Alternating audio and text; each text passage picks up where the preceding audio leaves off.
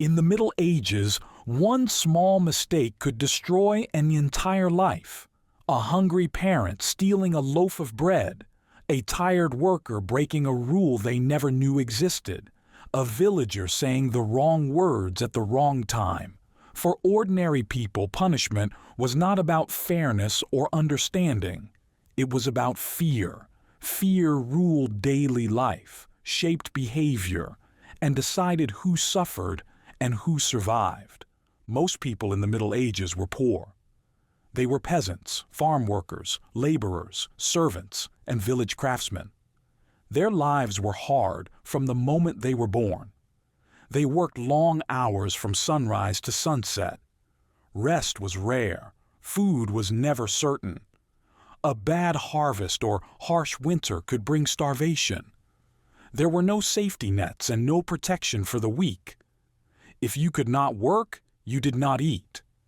If you failed, no one helped you. The laws that governed daily life were strict and unforgiving. They were written by people far above the villagers who had to follow them. These rules were often confusing and changed from place to place. Most ordinary people could not read. Laws were posted in town squares, but many villagers could not understand them. Ignorance did not protect anyone. If you broke the law, even by accident, punishment followed quickly and harshly. One of the most common crimes was stealing food. Bread was life. It was cheap, filling, and often the only thing families had to eat. When food ran out, desperation followed. Parents watched their children cry from hunger. Many people stole not because they wanted to, but because they had no other choice. Still, the law showed no mercy. Hunger did not matter. Intent did not matter. Only the crime mattered. A peasant caught stealing bread could face brutal punishment. They might be beaten in the town square while neighbors watched. They might be whipped until their skin split open. They could be locked in a filthy cell with little food or water. In some places, thieves had fingers cut off. In others, ears were sliced away. These punishments caused lifelong harm. A missing finger could end a trade. A visible injury marked someone as dangerous or untrustworthy forever. Punishment was almost always public. Pain was meant to be seen. Towns gathered to watch. Crowds formed quickly when punishment was announced. Children stood beside adults and learned what happened to rule breakers. This was part of the lesson. Fear was taught early, before kindness or fairness could take root. One of the most feared public punishments was the pillory. The accused was locked into a wooden frame. Their head and hands were trapped in tight holes. They could not move or protect themselves. They were left standing in an open square, sometimes for hours, sometimes for days. People shouted insults. They threw stones, rotten food, and waste. The goal was humiliation. Even after release, the shame followed the person everywhere they went. Whipping was another common punishment for small crimes. Talking back to an overseer, missing a workday, breaking local rules. The accused was tied to a post, often shirtless. Their back was exposed to everyone watching. A whip struck again and again. Skin tore open, blood ran down their back. There were no clear limits.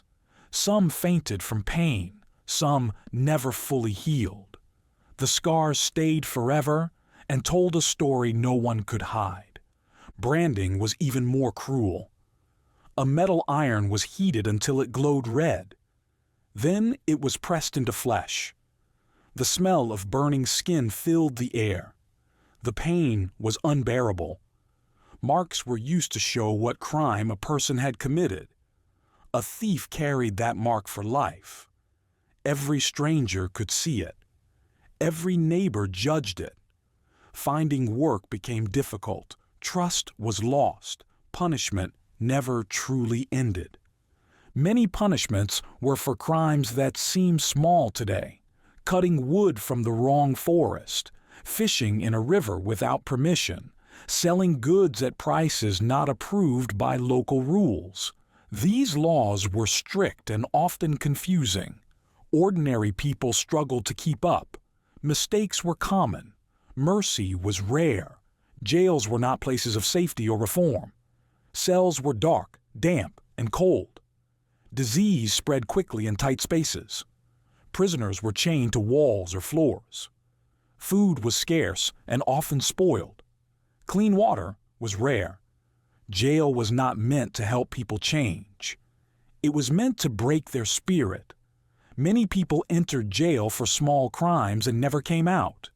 Even after a sentence ended, prisoners often had to pay fees to be released. If their family could not pay, they stayed trapped. Accidents were treated like crimes. Fires spread quickly in wooden villages. Tools broke. Crops failed. If damage was done, someone was blamed. A worker could be punished for an accident. A farmer could be punished for a bad harvest. Intent did not matter. Only results mattered. Life was filled with fear of mistakes, even honest ones. Fear spread through villages like a sickness. Everyone knew someone who had been punished. Stories traveled fast. Parents warned children using real examples. "Do you remember him?" they would say. "He took food once. Look what happened." Fear kept people quiet. It kept them obedient. It kept them watching every step they took. Ordinary people had little voice in this system. They could not argue their case well. They could not afford help. Judges often sided with landowners or local officials instead of peasants. Witnesses feared speaking up. Helping someone could bring punishment too. Silence felt safer than truth. Justice was uneven, and cruelty was common. Punishments were so harsh because fear worked. Public suffering kept order. Visible pain warned others. Authorities believed terror prevented crime better than mercy ever could. Ordinary workers were seen as replaceable. If one was broken, another could take their place. This made cruelty easy to accept and easy to justify. After punishment, life rarely returned to normal. A whipped back made hard labor painful or impossible. A missing finger ended many trades. A branded face closed doors forever. Families suffered along with the punished. Children went hungry. Homes were lost. One small crime caused damage that spread far beyond one person. In the Middle Ages, justice was not about right or wrong. It was about control. For ordinary people, survival mattered more than fairness, truth, or mercy. One small mistake could destroy a life, not because it was evil, but because fear ruled society. And in that world, staying alive often mattered more than being just.